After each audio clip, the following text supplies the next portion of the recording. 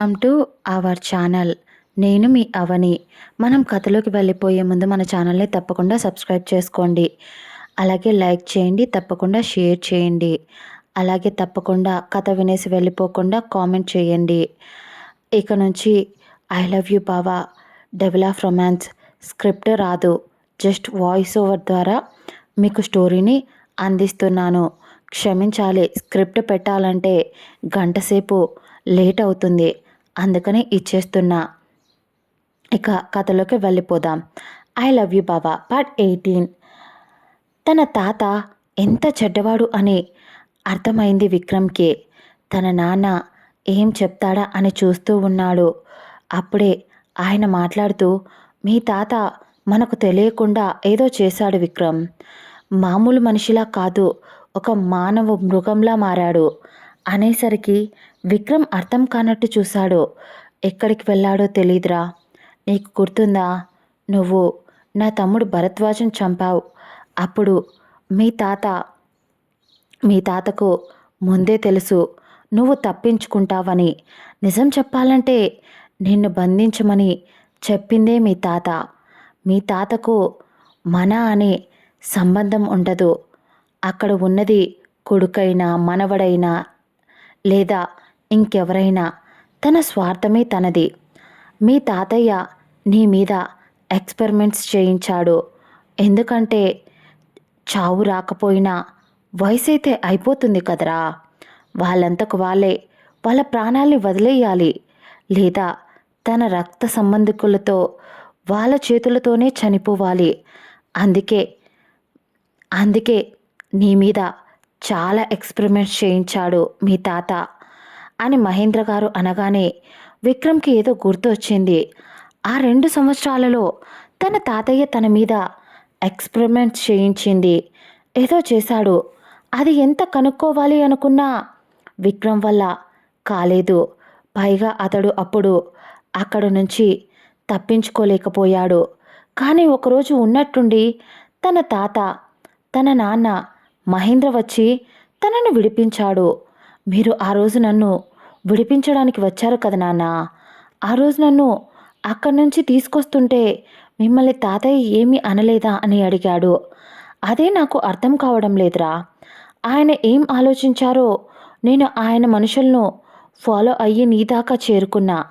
కానీ నీ దాకా వచ్చాను, కానీ నన్ను కూడా మీ తాత చంపేవాడే. కానీ నన్నేం చేయకుండా ఎందుకు వదిలేశాడో. ఇక నేను బ్రతిమాలంగానే నన్ను కూడా వదిలేశాడు అని ఆయన చెప్తూ ఉంటే విక్రమ్ ఒక్క నిమిషం ఏదో స్ట్రైక్ అయ్యి, నాన్న నువ్వు తాతయ్యని ఏదైనా చేస్తాను అని లేదా ఏదైనా గట్టిగా బెదిరించావా అని అడిగాడు. దానికి ఆయన విరక్తిగా ఒక నవ్వు నవ్వి, లేదురా అని అన్నారు. విక్రమ్ నాన్న అయినా ఆయన నాతో చాలా ఎక్స్పెరిమెంట్స్ చేశారు కదా నాన్న. అలాంటిది నన్ను వదిలేశారు అంటే ఏదో సంథింగ్ రాంగ్ నాన్న అని విక్రమ్ ఒక నిమిషం కళ్ళు మూసుకొని ఒక 2 నిమిషాలు చుట్టూ ఉన్న ప్రపంచాన్ని మర్చిపోయి ఏదో ఆలోచిస్తూ ఉన్నాడు. అప్పుడే తన మైండ్లో తనకు రాత్రి వచ్చిన కల మళ్ళీ మెదిలింది. ఒక చిన్న పసిరూపం తన వైపు చెయ్యి చాస్తూ ఏడుస్తూ కనిపించేసరికి విక్రమ్ ఒక్క క్షణం తన తలను గట్టిగా పట్టుకొని ఊపిరి ఆడనట్టు గట్టిగా కళ్ళు మూసుకొని తన మైండ్లో అదే అదే పసిబిడ్డ ఏడుపు వినిపిస్తూ ఉంటే, నాన్న అని మహేంద్ర గారు చెయ్యి గట్టిగా పట్టుకున్నాడు. మహేంద్ర గారు, ఏమైంది విక్రమ్, ఏమైంది నాన్న అని ఆయన కంగారుగా పిలుస్తూ ఉంటే విక్రమ్ కళ్ళ నుంచి కన్నీళ్లు కారుతూనే ఉన్నాయి. తన కొడుకు ఎంత కష్టంలో ఉన్నా ఈరోజు అతడి కంట్లో నుంచి కన్నీళ్లను బయటికి రానివ్వలేదు. కానీ అతడు ఇప్పుడు చిన్న పిల్లాడిలా తన తండ్రిని పట్టుకొని ఏడుస్తూ ఉన్నాడు. విక్రమ్ మహేంద్ర గారు కూడా హత్తుకొని తన తలను నిమురుతూ, విక్రమ్ నేనున్నా కదరా, ఇటు చూడు మీ నాన్న ఉన్నారా, ఏమైంది నాన్న అని లాలనగా అడిగారు. విక్రమ్ మాట్లాడటానికి ఇబ్బంది పడుతూ ఉంటే అతడి బాధను అర్థం చేసుకొని ముందు అతడు మాట్లాడలేకపోతుంటే మొదట అతడికి వాటర్ తాపించి అతడు కొంచెం శ్వాస తీసుకుంటూ ఊపిరి భారంగా వదులుతూ అతని కళ్ళు ఎర్రగా మారిపోయి కోపంతో నరాలు కూడా తేలి కనిపిస్తూ ఉన్నాయి. మిక్స్డ్ ఎమోషన్స్తో కనిపిస్తున్న విక్రమ్ని చూసిన మహేంద్ర గారు, ఏమైంది విక్రమ్ అని ఈసారి ఇంకొంచెం నెమ్మదిగా అడిగారు. నాన్న, నేను ఒకే ఒక్క క్వశ్చన్ అడుగుతాను, సమాధానం చెప్పండి అని అన్నాడు విక్రమ్. దానికి ఆయన సైలెంట్గా ఉండేసరికి, మన వంశంలో చావు అనేది మొదటి సంతానానికి, పైగా ఎవరైతే చావుతో పోరాడి పుడతారో వాళ్లకు చావు అనేది రాదు అని మీరు చెప్పారు కదా అని సూటిగా ఆయన కళ్ళల్లోకి చూసి అడిగాడు. దాంతో ఆయన కూడా అవును అని అనడంతో విక్రమ్ ఒక్కసారిగా మెల్లగా గొంతు పెగల్చుకొని, మరి నా బిడ్డ నాన్న అనేసరికి ఆయన షాక్ అయ్యారు. ఏం మాట్లాడుతున్నావు విక్రమ్ అన్నాడు. తాతయ్య అంత అంతదాకా నా మీద చాలా రకాల ఎక్స్పెరిమెంట్స్ చేశారు. అలాంటిది ఉన్నట్టుండి నన్ను వదిలేశాడు. దానికి సాక్ష్యం కూడా మీరే. అలాంటప్పుడు ఒక నెల తర్వాత తన మీద మళ్ళీ అటాక్ జరిగింది. ఆ రోజు నాకు తను కనిపించింది. కానీ తనని హాస్పిటల్కి తీసుకెళ్లేసరికి తనకు అబార్షన్ అయ్యింది నాన్న. అది మన బిడ్డను కాపాడలేదేంటి బావా అని అది అడిగే క్వశ్చన్స్కి నేను సమాధానం చెప్పలేను అని అనిపించింది. పైగా నా హెల్త్ కండిషన్, నా ప్రాణం ఉంటుందో లేదో నాకు నమ్మకం లేదు ఆ క్షణం. ఎందుకంటే నా బాడీలో చాలా రకాల కెమికల్స్ చేరాయి. అప్పుడు వాటన్నింటినీ ఆ రోజు నేను ప్రాణం పోతుందేమో అని భయపడిపోయాను. నాకు అర్థమైపోయింది. నాకు గుర్తు ఉన్నట్టు నేను బయటపడలేదు. నాకు గతం గుర్తు లేనట్టే నటించాను. కానీ ఆ రోజు నేను వెళ్ళకపోతే దాని ప్రాణం కూడా పోయుండేది నాన్న. దాన్ని కాపాడుకున్నా, కానీ నా బిడ్డను కాపాడుకోలేకపోయా. ఈ మధ్యలో ఏదో జరిగింది. చనిపోయిన బిడ్డను ఆ రోజు మాకు ఇవ్వలేదు. నేను ఆ విషయాన్ని డాక్టర్ని అడిగా. డాక్టర్ ఆ బిడ్డను కడుపులో నుంచి రిమూవ్ చేసేసాం, చాలాసేపు అయ్యింది కదా, దాంతో మీరు బయటికి వెళ్ళి వచ్చారు, ఇక్కడ ఎవ్వరూ లేరు, ఆవిడను అడిగితే ఆ బిడ్డను ఖననం చేసేయమని చెప్పింది అని నక్షత్రపై చెప్పారు. నేను ఆ రోజు ఒక ఫూల్లాగా గుడ్డిగా నమ్మేశా అని అతడు చెంపలను కొట్టుకుంటూ అరుస్తూ చెప్తున్నాడు తన తండ్రికి. మహేంద్ర గారు విక్రమ్ బాధను చూడలేకపోతున్నారు. నిజంగా ఇప్పుడు విక్రమ్ ఆలోచించేంత వరకు ఆయనకు కూడా ఆ డౌట్ రాలేదు. నిజంగా విక్రమ్ బిడ్డ బ్రతికే ఉంటుంది అనే ఆలోచన ఆయనకు రాగానే ఆయనకు భయం వేసింది. ఒకవేళ ఆ బిడ్డ తన తండ్రి దగ్గర ఉంటే ఆయన ఆ బిడ్డను ఎంత టార్చర్ చేస్తున్నాడో అని నెమ్మదిగా వచ్చింది ఆ మాటను తట్టుకోలేకపోతున్నాడు విక్రమ్. విక్రమ్ ఆలోచన ఎలా ఉంది అంటే, మొత్తం ఈ 3 సంవత్సరాలు తన బిడ్డ ఎక్కడ బ్రతుకుతూ ఒంటరిగా ఉన్నాడు.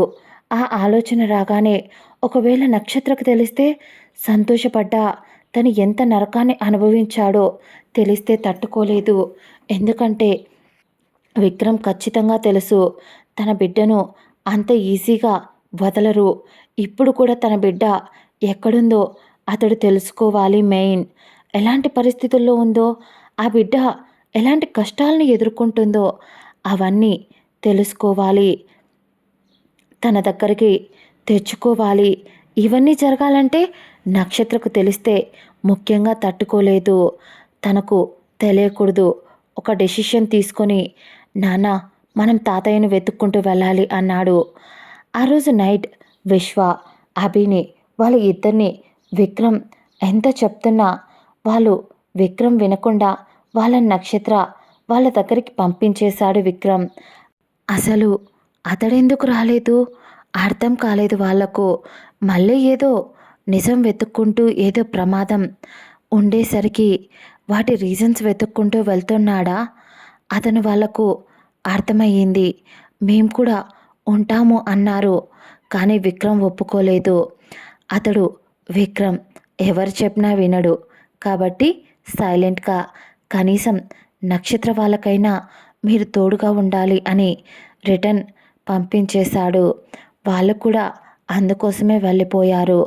వాళ్ళని పంపించేసి విక్రమ్ ఏదో ఆలోచిస్తూ బాల్కనీలో కూర్చొని ఉన్నాడు. అప్పుడే అతడి ఫోన్ మోగింది. అటువైపు నుంచి తమరకు ఈ మరదలు గారు అస్సలు గుర్తురారనుకుంటా. అయినా నేనంటే నీకెప్పుడు చులకనేలే. లేకపోతే ఒక్కసారైనా నాకు ఫోన్ చేశావా? వెళ్ళినప్పటి నుంచి నేను ఎలా ఉన్నానో, తిన్నానా లేదా ఒక్క మెసేజ్ చేశావా? నిజంగా నీలాంటి మాన్స్టర్ గాడు ఎలా నచ్చాడో నాకు. ఏంటో నా పిచ్చి మనసు అని తనని తానే తిట్టుకుంటూ ఉంది. ఇదేదో ఏదేదో మాట్లాడుతూ ఉంది. కానీ ఆమె గొంతు వింటున్నాడు. అతని నోట్లో నుంచి మాట బయటికి రావడం లేదు.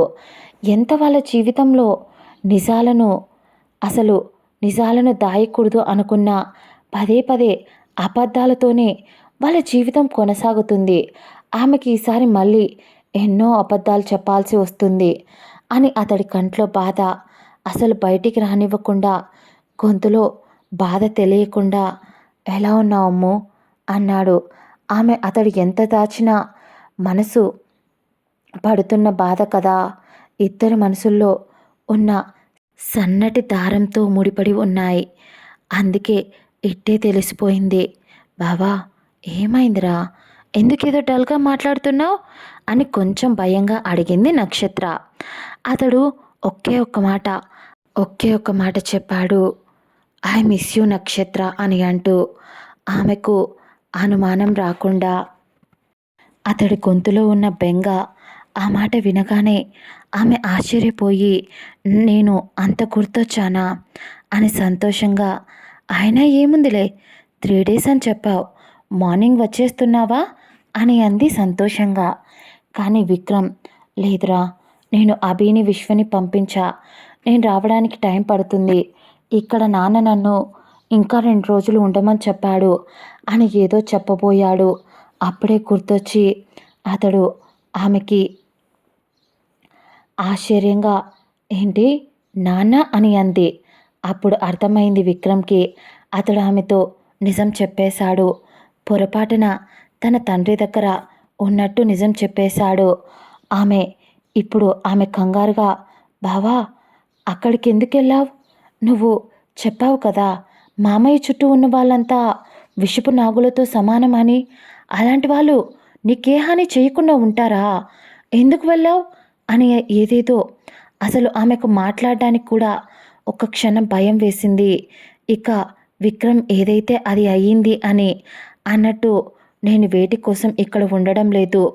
ఆ రోజు అమ్మను ఇక్కడికి పంపించా, అమ్మ ఇక్కడే ఉంది. విశ్వ అభిని వెనక్కి అయితే పంపించాను మీ గురించి ఆలోచించి. కానీ అమ్మను వదిలేసి రావాలి అనిపించలేం లేదురా. అందుకని జస్ట్ ఒక 2 రోజులు ఉండి వచ్చేస్తా. అంతవరకు నా మీద బెంగ పెట్టుకోకుండా నువ్వు ఫుడ్ తినేసి ప్రశాంతంగా ఉండు. అలాగే చెప్పా కదా ఆఫీస్కి కూడా వెళ్ళకు, ఆ తర్వాత ఏమున్నా నేను చూసుకుంటా అని విక్రమ్ చాలా నెమ్మదిగా చెప్తూ ఉంటే బావా అని పిలిచింది. ఆ పిలుపులో ఆమె ఏదో చెప్పాలనుకుంటుంది. విక్రమ్ కూడా సైలెంట్గా ఉన్నాడు. నక్షత్ర సైలెంట్గా ఉంది. కానీ ఇద్దరి మధ్య మాటలు లేవు. మాటలకు అందని భావం ఏదో ఇద్దరి మధ్య ఒక అడ్డుతెరలా కనిపిస్తూ ఉంటే ఆమె ఇక తన వల్ల కాక ఫోన్లోనే అతడికి ముద్దులతో అభిషేకం చేస్తుంది. అతడు ఆ ఫోన్ని గుండెలకు దగ్గరగా పెట్టుకొని ఆమె ముద్దు పెడుతున్న చప్పుడికి అతడి గుండె ఇంకా వెయ్యింతలు ఉత్తేజంగా కొట్టుకోవడం మొదలయ్యింది. అప్పుడే నక్షత్ర నేను నీ పక్కనే ఉంటా, అది ఎలాంటి సిచ్యువేషన్ అయినా ఐ లవ్ యూ బావా అని ఒకసారి చెప్పి నువ్వు నాకు చెప్పావు కదా ఆ రోజు కూడా అడిగా కదరా ఐ లవ్ యూ చెప్పమని, ఒక్కసారైనా చెప్పావా అని అంది. అతడు జరిగిపోయిన జ్ఞాపకాలను ఇప్పుడు ప్రస్తుతానికి రివైండ్ చేసుకోవడం ఇష్టం లేక లేదు నాకేం గుర్తులేదురా అనేశాడు. ఆమె ఎన్నిసార్లు అడిగినా ఇక విక్రమ్ ఐ లవ్ యూ అని మాత్రం చెప్పలేదు. దాంతో నువ్వు ఇక్కడికి రాకపోవు కదా అప్పుడు చెప్తా నీ జుట్టు పట్టుకొని నువ్వు ఎలా చెప్పవో అని అంటూ అతనిపై కొంచెం కోపగించుకుంది. అతడు చిన్నగా నవ్వి, నీ మొహం, మన మధ్య ప్రేమ ఉంది అని, ఐ లవ్ యూ అని ఒక్క పదంతో చెప్తే సరిపోదే పిచ్చి. అది మన ప్రేమ కొలవటానికి మాటలు లేవు. దానికి ఒక పదం కూడా సరిపోదు. అంతకు మించిన భావం ఉంది మన మనసులో అని ప్రేమగా చెప్పి, సరే ఏం చేస్తున్నావు, తిన్నావా, ఎలా ఉన్నావు అని చాలా నెమ్మదిగా చాలా కబుర్లు చాలాసేపు చెప్పుకున్నారు ఇద్దరు. అప్పుడే నక్షత్ర మాట్లాడుతూ, బావా, మేము అన్నయ్య దగ్గరికి వచ్చాము. నీకు తెలుసు కదా, రియా ప్రెగ్నెంట్ కదా. అత్తయ్యని ఇక్కడికి తీసుకొచ్చావా, తీసుకొచ్చేయవా? ఎందుకంటే ఈ టైంలో అమ్మతో ఉంటే, తనతో ఉంటే బాగుండు అని తను ఫీల్ అవుతుంది బావా. అందుకోసమనే ఒక్కసారి తీసుకురా బావా. మళ్ళీ అత్తయ్యను మామయ్య దగ్గరికి పంపించేద్దాం కానీ అని ప్రేమగా అడిగింది. విక్రమ్ ఒక నిమిషం ఆలోచించి, సరే చూద్దాం, అమ్మని అడిగి చెప్తాను అన్నాడు. ఆ తర్వాత చాలాసేపు ఇద్దరు మాట్లాడుకున్నారు. ఫోన్ పెట్టేసేటప్పుడు కూడా నక్షత్ర బెంగగా, త్వరగా రా, నువ్వు లేక నా మనసు విలువెల్లాడిపోతుంది అంటూ బిక్కమొహం వేసుకొని బేలగా చెప్పింది. ఇక అభి, విశ్వ ఇద్దరు బయలుదేరారు. వాళ్ళు వచ్చేటప్పుడు వాళ్ళ చాపర్లో కాకుండా నార్మల్ ఎయిర్పోర్ట్కి వచ్చి ప్యాసింజర్ ఫ్లైట్లో టికెట్ తీసుకొని డైరెక్ట్గా నక్షత్ర వాళ్ళ దగ్గరికి వెళ్ళాలి అని చెప్పి ఫ్లైట్ ఎక్కారు. దాదాపు ఆ రోజు నైట్ ఎక్కితే మరుసటి రోజు మార్నింగ్కి ల్యాండ్ అవుతారు కదా. అలా ఉదయం అయ్యేసరికి ఫ్లైట్ ల్యాండ్ అయ్యింది. ఇద్దరు లగేజ్ తీసుకొని మాట్లాడుకుంటూ బయటికి వచ్చారు. అలా మాట్లాడుకుంటూ వస్తున్న వాళ్ళకి ఎవరో ఒక అమ్మాయి పరిగెత్తుకుంటూ వచ్చి అభి చెయ్యిని పట్టుకుంది. అది ఒక నిమిషం అభి షాక్ అయి, ఎవరబ్బా ఇక్కడ నన్ను పిలుస్తుంది అంటూ అతడు గాగుల్స్ తీసి పాకెట్లో పెట్టుకుంటూ వెనక్కి తిరిగి చూశాడు. విశ్వ కూడా ఎవరా అన్నట్టు వెనక్కి తిరగ్గా అక్కడ ఒక అమ్మాయి బ్లాక్ కలర్ టీషర్ట్లో పోనీ వేసుకొని జీన్స్ క్రాప్ టాప్ చాలా పోర్ష్గా వేసుకొని అభి చెయ్యి పట్టుకొని అభి అని నవ్వుతూ అతడి కళ్ళల్లోకి చూస్తూ పిలిచింది. అతడు కూడా ఆమెను చూసి చిన్న చిరునవ్వుతో దివ్య అన్నాడు. అతడు ఆమె పేరుని దివ్య అని పిలిచేసరికి ఆమె మొహంలో వెలుగు అలా వచ్చి ఇలా వెళ్ళిపోయింది సంతోషంగా. ఓ, గుర్తున్నానా?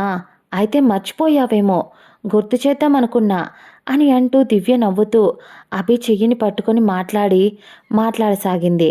విశ్వకి ఏదో తేడా కొడుతున్నట్టు అనిపించింది.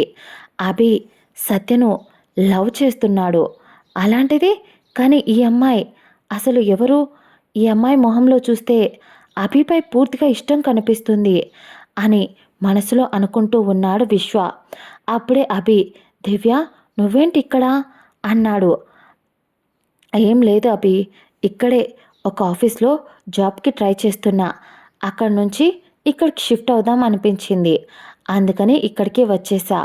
జాబ్ కన్ఫర్మ్ అయిపోయింది. నన్ను డ్రాప్ చేసి వెళ్ళడానికి నా ఫ్రెండ్ వచ్చింది. అందుకోసమనే తనని రిటర్న్ పంపిద్దామని సెండ్ ఆఫ్ ఇవ్వడానికి వచ్చేసా. కానీ ఇక్కడ నా లక్కీ ఏంటంటే నువ్వు కనిపించావు అని ఆతృతగా చెప్పింది దివ్య. అభి నవ్వుతూనే అవునా అంటూ పక్కనే ఉన్న విశ్వ ఉన్నాడు అని గుర్తు వచ్చి, దివ్య, నేను ఒక ముఖ్యమైన పర్సన్ని నీకు పరిచయం చేస్తాను. నీకు తనతో మాట్లాడడం నీకేం పర్లేదు కదా అన్నాడు.